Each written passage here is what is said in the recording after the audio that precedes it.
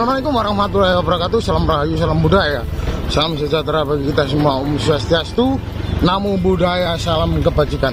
Nah, kali ini kita berada di Mojokerto, Jawa Timur ya, atau Blusukan ya, itu di balik bukit itu, atau Gundung ya. Ikuti perjalanan kami ya, Blusukan di kawasan sini. Ini jalan yang geronjal lur. Kita ditemani sama Panjalu TV dan juga teman kita masih di belakang. Itu ada Majapahit Studi Club ya.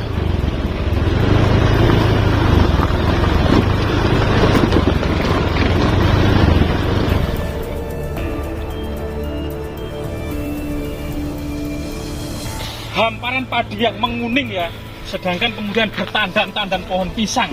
Itu sangat luar biasa sekali, memang kesuburan Nusantara tiada bandingannya. Pisang-pisang di sini itu tanpa pupuk ya, tanpa perawatan, terlihat sangat subur, menandakan bahwasanya tanah di sini memang sangat-sangat subur sekali. Dan hamparan padi yang menguning itu seperti negeri dongeng ya, negeri emas, penuh dengan kekuning-kuningan dan keemasan.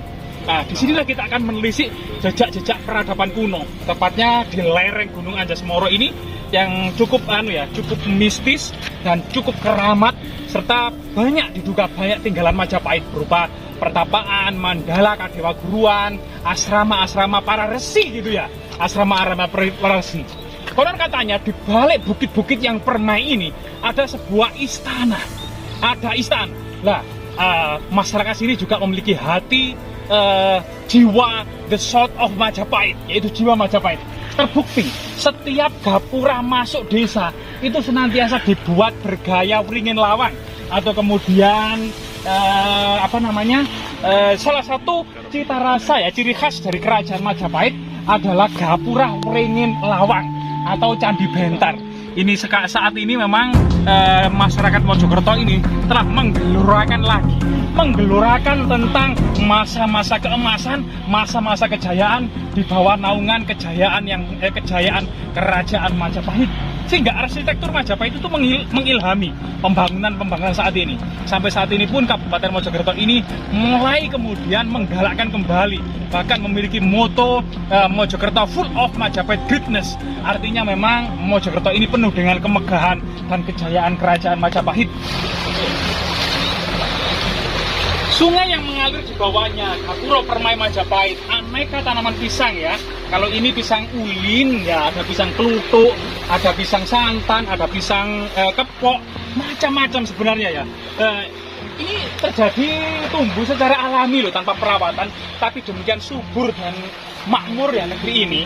Memang momen-momen kemerdekaan ini sesuatu yang patut disyukuri ya, karena mengingat memang banyak negara-negara lain dan bangsa-bangsa yang cemburu dengan kesuburan Pulau Jawa ini, atau kemudian kemakmuran yang ada di Nusantara ini.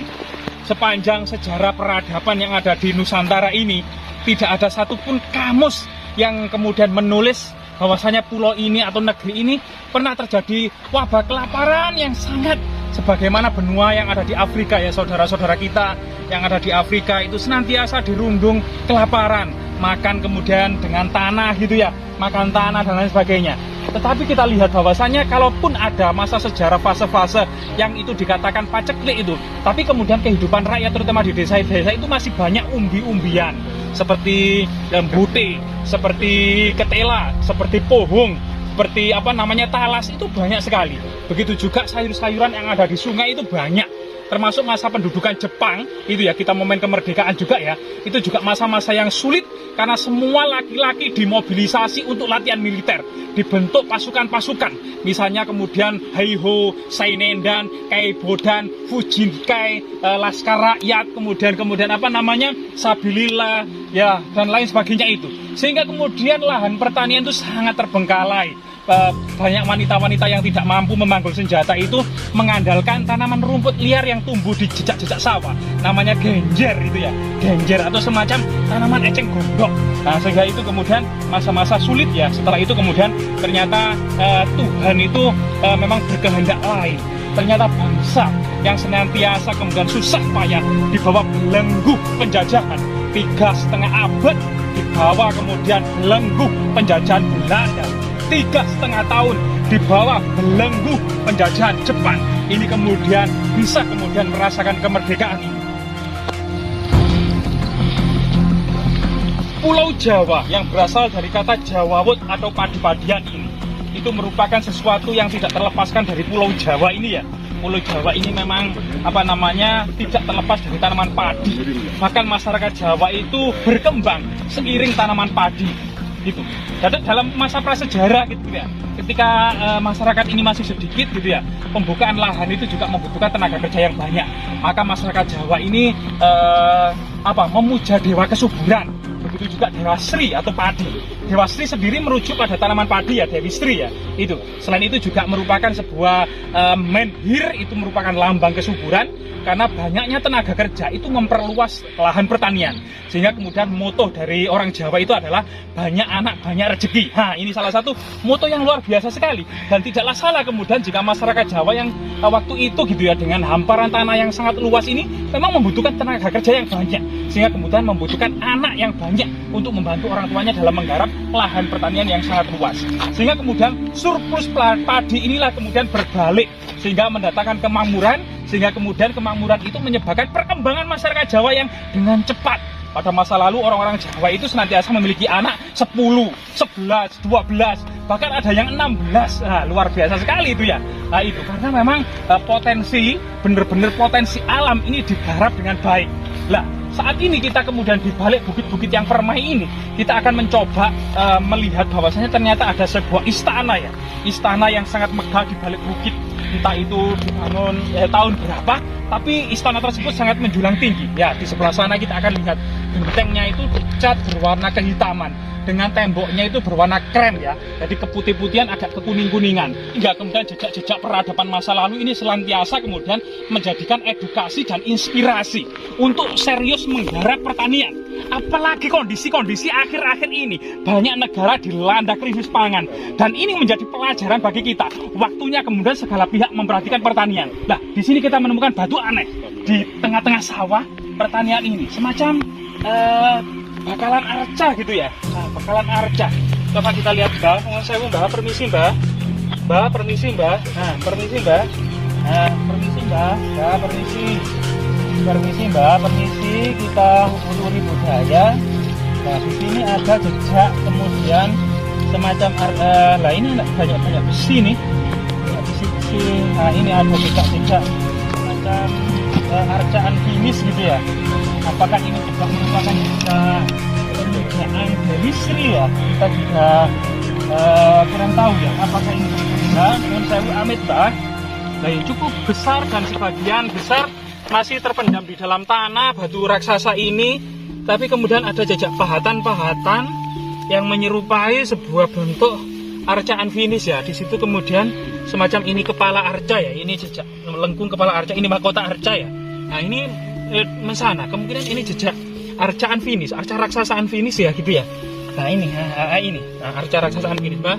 Permisi nuwun sewu Mbak, kita cuman uri-uri budaya, semoga kemudian kita bisa mengungkap ya jejak-jejak peradaban masa lalu ya, terutama yang masih terpendam dan masih terserak di hutan-hutan, di gunung-gunung, di sawah-sawah.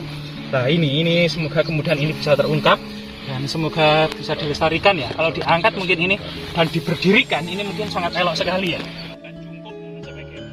Jadi kita Mbak, nuwun sewu amit Mbak, misi Mbak, nuwun sewu Mbak. Yuk kita coba melihat ya apa namanya. Mati ya.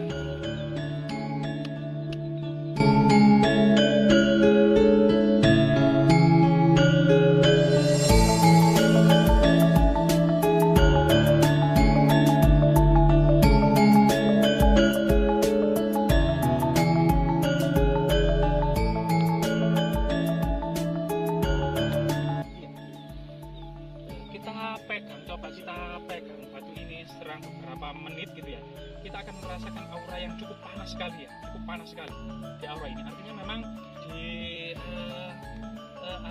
kemungkinan memang ada semacam kodam atau semacam arwah penunggu ini yang kemungkinan memang tidak terlepas dari area pertanian masa lalunya di sini memang penuh dengan sejarah, karena kita hanya melanjutkan apa yang sudah diratakan oleh leluhur kita.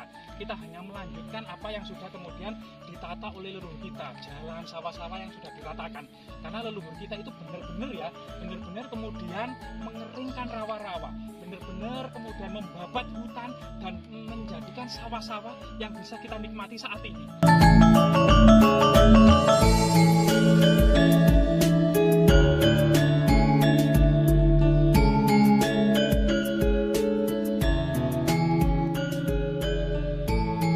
Jadi, sebuah tata sosial kemasyarakatan tidak terlepas dari prestasi-prestasi masa lalu ya. Sebuah tinggalan yang tidak hanya kemudian tinggalan berupa batu maupun artefaktual, tetapi jejak-jejak pertanian yang cukup luas ini merupakan prestasi yang digarap serius oleh leluhur kita. Artinya kita memang benar-benar berjalan di jalan yang sudah diratakan oleh leluhur kita. Dan bagaimana kita mensyukuri dan mengisi kemerdekaan ini dengan hal-hal yang positif dan produktif tentunya gitu ya, tentu dengan kemudian yang inovatif dan kreatif. Nah, hal-hal seperti itulah kemudian yang wajib generasi muda kemudian kita lestarikan ya, sesuatu yang tentunya harus produktif, positif, kreatif, inovatif, tentunya seperti itu. Jas Mira, jangan sekali-kali melupakan sejarah. Ya, sambil menikmati hamparan padi yang cukup luas dan menguning ini, bak emas gitu ya, kita akan melihat sebuah bangunan istana di balik gunung atau di balik bukit, tepatnya ini di daerah yang bernama Desa Kalikatir, Kecamatan Gondang, Kabupaten Mojokerto, Jawa Timur. Semoga tetap lestari.